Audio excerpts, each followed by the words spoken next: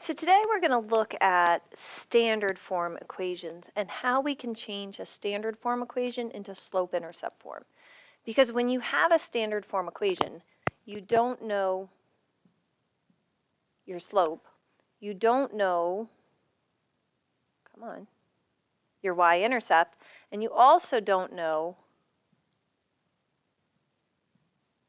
oh my goodness, any of the points. Sorry about that. So you don't know any of these things when you have a standard form equation. Now eventually standard form equations are going to be helpful for us because they can be used for two things. They can be used for finding your x and y intercepts, which we're going to learn about later on. And then once you know your x and y intercepts, they can be used for graphing. But for now, what we need to be able to do is take a standard form equation and turn it into slope-intercept form. So that's what we're going to start with. So remember, when you have a slope-intercept form equation, it starts off y equals mx plus b. So there are three parts to slope-intercept form. Our m is our slope, our b is our y-intercept. Now when you have a standard form equation, it starts off differently. In standard form, your x value comes first, and the coefficient in front of it is labeled as a. Your y value is second, and then what we have on the end is a constant, a number that's all by itself. So standard form can actually be turned into slope-intercept form by just rearranging it. And I don't want you to worry about the a, the b, and the c. Those are just going to be numbers. Those are going to be coefficients. The important part is the x and the y.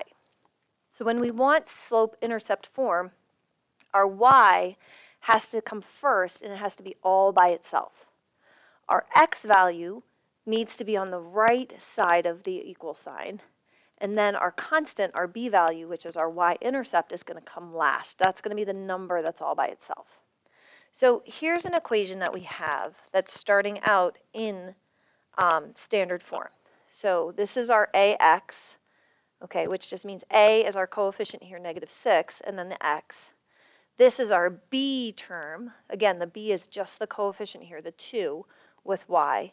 And then this is our constant. So let me show you how we do this. To get slope-intercept form, we need y all by itself on the left side of our equal sign. So that means this y has to be here all by itself, which means this x has got to go. We're going to move it to the other side of our equal sign. Well, this is just like what we did before.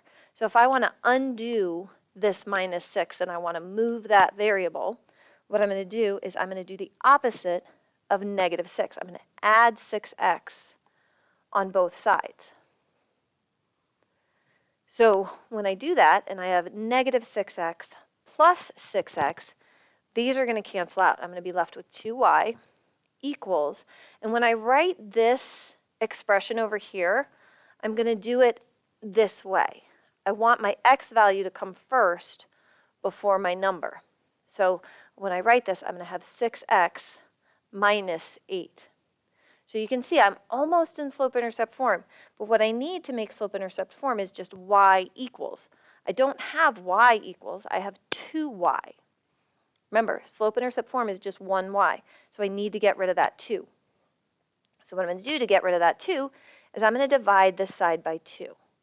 Now, think back to solving equations. We said what we do on one side of the problem, we have to do on the other side of the problem, but this is weird because we've got actually two things over here, and we need to divide both of those things by 2.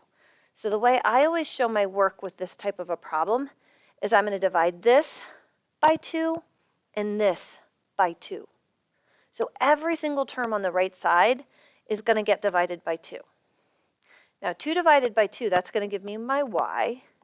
Over here, I'm going to divide my numbers. So 6 divided by 2 is going to give me 3. I still have that x there. And then -8 divided by 2 is going to give me -4. So when we look at this problem now I have my slope-intercept form. I know this is my slope, and I know this right here is going to be my y-intercept. So if I wanted to graph this, again, we're going to start at our y-intercept. Our y-intercept is -4. So here's my origin right there. I'm going to go down 4. 1, 2, 3, 4. That's my starting point. That's my y-intercept. Now I'm going to use my slope, which is 3. It's positive 3, which is going to be 3 over 1 when I look at a rise over run, which means I'm going to go up 3 into the right 1. So I'm going to go up 3 into the right 1, and I'm going to put a dot. I'm going to go up 3 into the right 1, and then up 3 into the right 1.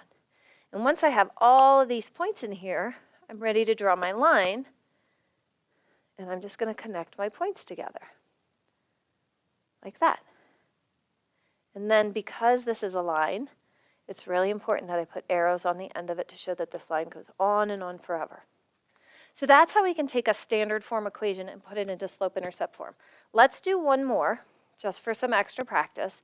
Again, we're starting in the standard form, A, B, C, and we want to get it to look like this with our y value first.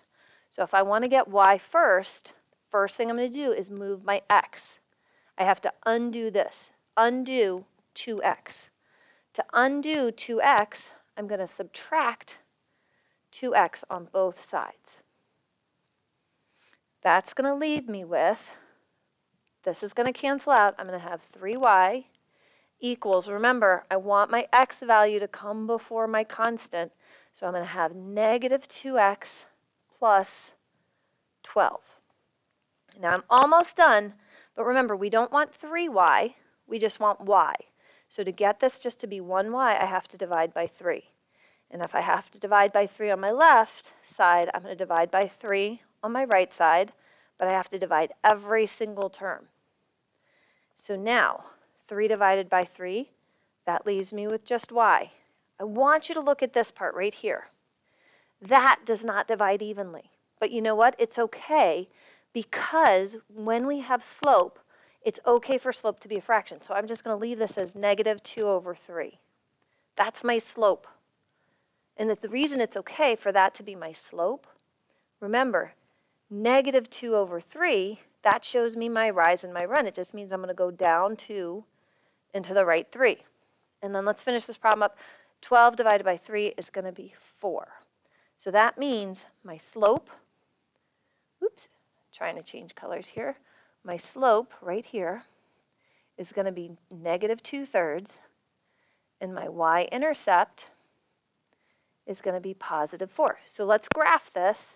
I'm going to start at my y-intercept, positive 4, 1, 2, 3, 4. And then I'm going to use my slope. Remember, my slope is negative 2/3, so I'm going to go down 2 and over 3. I'm going to do it again, down 2 and over 3. And then I'm going to graph it. I'm going to connect it together with a line. And because it's a line, I need to put arrows on both ends to show that this goes on and on forever. And that's how you can take a standard form equation, turn it into slope-intercept form, and then make a graph.